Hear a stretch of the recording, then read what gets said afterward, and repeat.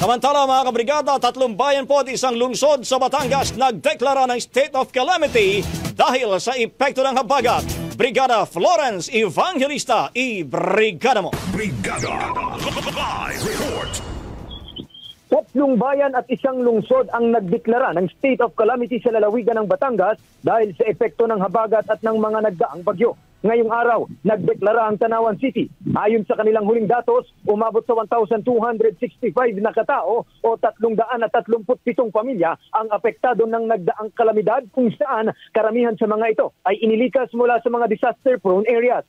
Sa Tingloy, halos 5,000 pamilya naman ang apektado. Marami ang binaha, hindi lamang bahay, kundi pati ng mga opisina at silid-aralan. May mga natumbahan ng puno at naguhuan ang bahay.